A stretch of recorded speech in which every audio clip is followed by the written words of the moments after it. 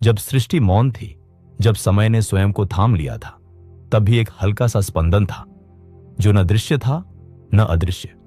वही स्पंदन आगे चलकर शक्ति बना, शक्ति जो असीम है, अनादि है और सृष्टि का आधार है। जब यह शक्ति अपने स्वरूप को अनुभव करना चाहती है, तब वह स्वयं को प्रकट करती है। यही प्रकट रूप देवी है, वही चेतना है, वही नारी है। प्रत्येक स्त्री उस अनंत चेतना की जीवित मूर्ति है। प्रकृति और स्त्री एक दूसरे का प्रतिबिंब है। जब पृथ्वी विश्राम करती है, जब नदियां अपने प्रवाह को धीमा कर लेती है, जब वृक्षों में नई कोंपलें आने से पहले पत्ते गिर जाते हैं, तब प्रकृति अपने भीतर लौटती है। उसी प्रकार जब स्त्री के भीतर सृजन का चक्र एक क्षण के लिए ठहरता है, तब उसका शरीर और मन विश्राम में चला जाता है। यह विश्राम केवल शरीर का नहीं, बल्कि चेतना का है। यही अवस्था रजस्वला कहलाती है। प्राचीन तांत्रिक ग्रंथों में रजस्वला अवस्था को अपवित्रता नहीं कहा गया, बल्कि देवी का विश्राम कहा गया रजस्वला न अपवित्रा सा शक्ति स्वरूपिणी। अर्थात रजस्वला स्त्री अपवित्र नहीं, वह स्वयं शक्ति का रूप है। यह वह समय है जब उसकी सृजन शक्ति भीतर की ओर लौटती है, जब उसका शरीर सृष्टि के लय और पुनर्जन्म के बीच स्थित होता है। उस क्षण में वह देवी बन जाती है। न सृष्टि करती है, न लय करती है, केवल मौन में स्थित रहती है। वही मौन अगली सृष्टि का बीज है। तांत्रिक परंपरा में यह काल अत्यंत पवित्र माना गया है। शैवागम, कामाख्या तंत्र और कौल परंपरा में कहा गया कि यह समय स्त्री के भीतर सृष्टि की ऊर्जा के पुनर्गठन का होता है। जैसे धरती वर्षा से पहले अपने भीतर नमी एकत्र करती है, वैसे ही स्त्री उस काल में अपनी ऊर्जा को पूर्ण संग्रहित करती है। इसीलिए उसे उस समय विश्राम और मौन का निर्देश दिया गया, ताकि उसका शरीर प्रकृति के साथ एकत्व में रह सके। भारत में एक स्थान ऐसा है जहां इस रहस्य को सजीव रूप में पूजा जाता है, कामाख्या पीठ। असम के नीलाचल पर्वत पर स्थित यह मंदिर देवी के सबसे प्राचीन और रहस्यमय रूपों में से एक है। यहां देवी की मूर्ति नहीं है, केवल एक प्राकृतिक योनिपीठ है जो सृष्टि के उद्गम का प्रतीक है। कहा जाता है कि प्रत्येक वर्ष आषाढ़ मास में जब पृथ्वी पर अंबुबाची काल आता है, तब स्वयं देवी रजस्वला होती है। उस समय मंदिर 3 दिनों तक बंद रहता है। यह संकेत है कि स्वयं प्रकृति विश्राम कर रही है। इन 3 दिनों में कोई पूजा नहीं होती, कोई दीपक नहीं जलता, कोई घंटी नहीं बजती, केवल मौन होता है। और जब चौथे दिन मंदिर के द्वार फिर खुलते हैं, तो ऐसा प्रतीत होता है मानो स्वयं सृष्टि ने नया जन्म लिया हो। उस समय जो जल रिसता है उसे अंबुबाची प्रसाद कहा जाता है। यह जल देवी के विश्राम और पुनर्जागरण का प्रतीक है। भक्त उसे अपवित्रता नहीं, बल्कि देवी की करुणा मानते हैं। यह वही क्षण है जब धरती स्वयं देवी का रूप धारण करती है। कामाख्या में यह परंपरा हजारों वर्षों से चली आ रही है। वहां के साधक मानते हैं कि इस काल में देवी की ऊर्जा पृथ्वी में प्रवाहित होती है। इसलिए जब मंदिर बंद होता है तो वे ध्यान में बैठते हैं, किसी शब्द के बिना, केवल उस स्पंदन को अनुभव करने के लिए जो संपूर्ण सृष्टि को हिला देता है। इस रहस्य का मूल संदेश यह है कि रजस्वला काल कोई निषेध का समय नहीं, बल्कि शक्ति के अंतर्मुख होने का समय है। जब देवी मौन होती है, तब वह अपनी ऊर्जा को नया आकार दे रही होती है। जैसे सागर लहरों को अपने भीतर समेटकर शांत हो जाता है, वैसे ही उस काल में स्त्री अपनी सारी सृजनात्मक शक्ति को अपने भीतर संजोती है। यही मौन अगली सृष्टि का प्रारंभ बनता है। इस दृष्टि से देखा जाए तो रजस्वला स्त्री कोई साधारण अस्तित्व नहीं, वह चलती फिरती प्रकृति है। उसके भीतर वही प्रवाह है जो नदियों में बहता है, वही अग्नि है जो सूर्य में जलती है, वही शून्य है जिसमें तारे टिमटिमाते हैं। उस समय उसका शरीर एक पवित्र यंत्र बन जाता है, सृष्टि की संपूर्ण ऊर्जा का केंद्र। यही कारण है कि तंत्र कहता है योनिः शक्तेः स्थानम, अर्थात योनि शक्ति का निवास स्थान है। जब यह सत्य समझ में आता है तो यह झात होता है कि वह समय निषेध का नहीं, सम्मान का है। यह वह क्षण है जब देवी स्वयं विश्राम कर रही है और संपूर्ण प्रकृति उनके साथ ठहर जाती है। यह मौन नकार का नहीं, पुनर्जन्म की तैयारी का मौन है। देवी के इस रहस्य को समझना स्त्री के अस्तित्व को समझना है, क्योंकि वह केवल सृजन नहीं करती, वह सृष्टि के भीतर सृजन और लय दोनों की अधिष्ठात्री है। जब वह सृजन करती है तो संसार हिलता है, जब वह मौन होती है तो संसार ठहरता है, और यही ठहराव, यही मौन, यही रजस्वला काल देवी का विश्राम है, शक्ति का पुनरागमन है और सृष्टि का पुनः आरंभ। स्त्री का शरीर एक मंदिर है। यह मंदिर 5 तत्वों से बना है, पर उसका संचालन ऊर्जा करती है। तंत्र कहता है कि रजस्वला काल में यही ऊर्जा भीतर की ओर बहती है। जैसे किसी नदी का जल समुद्र में विलीन होने से पहले एक क्षण ठहर जाता है, वैसे ही इस समय स्त्री की सारी शक्ति अंदर की ओर घूम जाती है। उसी को तंत्र में कहा गया है ऊर्जा का पुनर्ग्रहण। यह वह समय है जब मूलाधार चक्र सबसे सक्रिय होता है। वहीं से सृजन की जड़ उठती है, वहीं से चेतना का आरंभ होता है। मूलाधार से लेकर सहस्रार तक यह ऊर्जा एक तरंग की तरह उठती है, पर रजस्वला अवस्था में यह बाहर नहीं जाती, वह अपने भीतर के ब्रह्मांड में डूब जाती है। तांत्रिक दृष्टि कहती है कि उस समय स्त्री का शरीर यंत्र बन जाता है और उसकी चेतना मंत्र। वह कुछ बोलती नहीं, पर उसका मौन भी सृष्टि को स्पंदित करता है। इसीलिए योगिनियां उस समय पूजा पाठ नहीं करती, वे भीतर के मंदिर में उतरती हैं, क्योंकि यह बाहर की नहीं, अंदर की साधना का समय है। यह अवस्था केवल शारीरिक नहीं होती, यह एक ऊर्जात्मक रिसेट है। जैसे पृथ्वी पर बारिश के बाद सारी धूल बैठ जाती है और वातावरण फिर से स्वच्छ हो जाता है, देवी का यह समय वही है जब भीतर के सारे पुराने भाव, पुराना तनाव, सब कुछ विलीन हो जाता है। यही कारण है कि प्राचीन परंपरा में इसे शुद्धिकरण का समय कहा गया।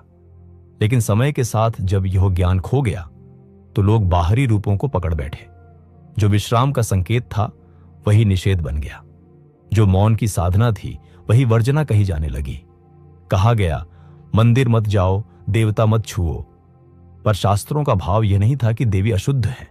शास्त्र कहना चाहते थे देवी अब विश्राम में है, उनके मौन का आदर करो। यह निर्देश सम्मान का था, न कि अपमान का। रजस्वला अवस्था में स्त्री का शरीर अपनी संपूर्ण ऊर्जा भीतर समेट लेता है। वह थकावट नहीं, बल्कि प्रकृति का संकेत है कि अब उसे अपने भीतर लौटना है। प्राचीन ग्रंथों में कहा गया यथा पृथ्वी वर्षा काल पूर्वम शुष्काम भूत्वा पुनः प्रसवती तथा स्त्री शक्त्या पुनरुत्थिता। अर्थात जैसे पृथ्वी वर्षा से पहले सूखती है और फिर हरियाली देती है, वैसे ही स्त्री भी इस काल में अपने भीतर नवीनीकरण करती है। यह सृजन की प्रक्रिया है, कोई निषेध नहीं। यह वह काल है जब देवी लय और पुनर्जन्म दोनों को अनुभव कर रही होती है। वह भीतर के अंधकार में उतरती है और वहां से प्रकाश को फिर से जन्म देती है। इसलिए तंत्र कहता है लय में ही सृजन है, मौन में ही संगीत है। प्रत्येक स्त्री के भीतर यह लय निरंतर चलती है। कभी वह जल की तरह बहती है, कभी अग्नि की तरह जलती है, कभी वायु की तरह उड़ती है और कभी आकाश की तरह मौन रहती है। यह चक्र रजस्वला काल में सबसे गहन रूप लेता है। यह समय उसे याद दिलाता है कि वह सृष्टि की धारा नहीं, स्वयं उसका स्रोत है। अब यह ज्ञान आधुनिक दृष्टि से भी सत्य प्रतीत होता है। विज्ञान कहता है कि उस समय शरीर का हार्मोनल संतुलन बदलता है, ऊर्जा का प्रवाह भीतर केंद्रित हो जाता है। इसलिए मन को विश्राम की आवश्यकता होती है। योग की भाषा में यही प्रत्याहार है, इंद्रियों का भीतर की ओर लौटना। और यह कोई कमजोरी नहीं, बल्कि शरीर का चक्र है, स्वयं के नवीकरण का उपाय। जो स्त्री इस सत्य को समझ लेती है, वह अपने भीतर की अग्नि को शांत रूप में जलाना सीख जाती है। वह जान जाती है कि यह समय किसी बंदिश का नहीं, बल्कि अपने भीतर देवी से मिलने का है। वह भीतर उतरती है, जहां शरीर की थकान नहीं, बल्कि चेतना का कंपन है।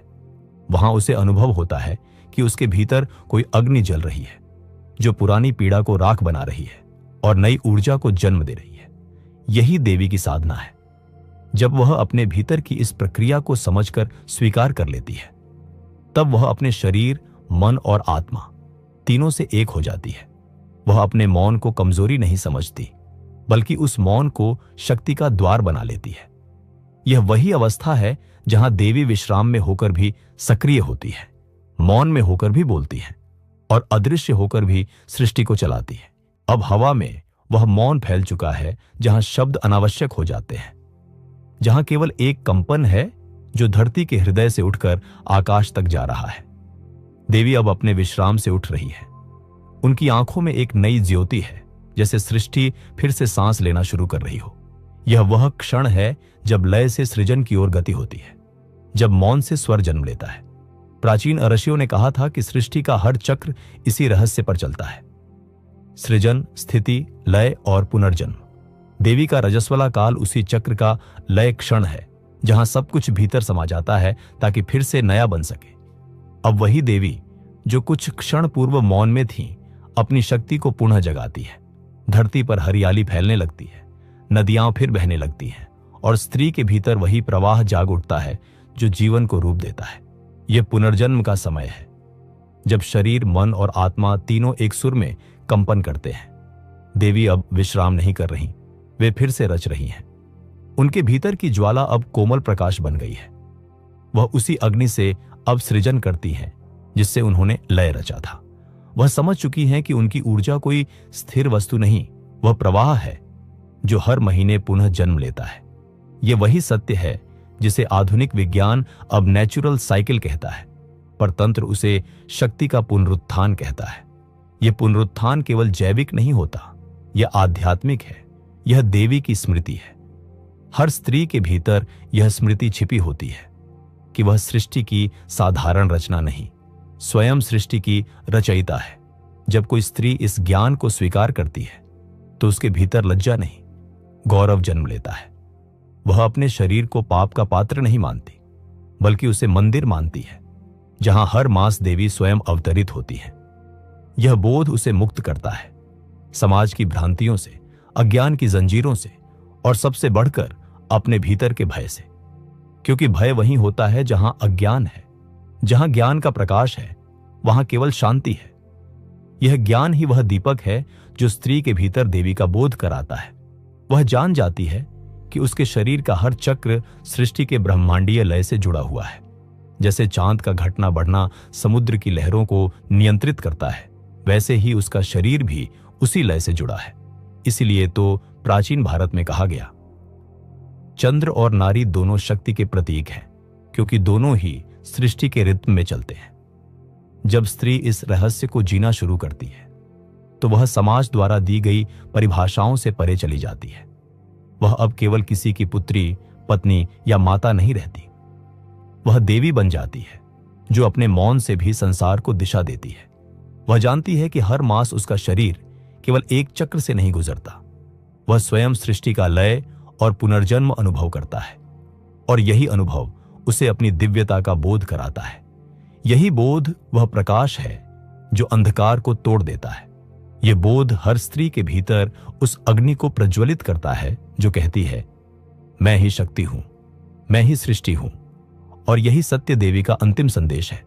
जब देवी अपने विश्राम से उठती हैं तो उनके पहले कदम से ही पृथ्वी कंपन करने लगती है। वह मुस्कुराती है और सारी सृष्टि में नवप्राण भर जाता है। वह मौन होकर भी बोलती है, वह शांत होकर भी जागृत रहती है। वह याद दिलाती है कि सृजन और विश्राम दोनों ही पवित्र हैं, क्योंकि बिना विश्राम के सृजन अधूरा है और बिना मौन के संगीत अधूरा है। रजस्वला देवी का यही रहस्य है, मौन में शक्ति, विश्राम में जागरण और लय में सृजन। यह वह चक्र है जो हर स्त्री के भीतर चलता है, हर स्त्री में देवी को जीवित रखता है। जब कोई स्त्री इस सत्य को स्वीकार करती है तो वह किसी मंदिर की नहीं, अपने भीतर की देवी की आराधना करने लगती है। और जब वह अपने भीतर की देवी को पहचान लेती है तो उसके भीतर और बाहर कोई भेद नहीं रहता। वह जहां खड़ी होती है वही मंदिर बन जाता है, उसका हर मौन मंत्र बन जाता है, उसकी हर सांस प्रार्थना बन जाती है और उसकी हर दृष्टि वरदान।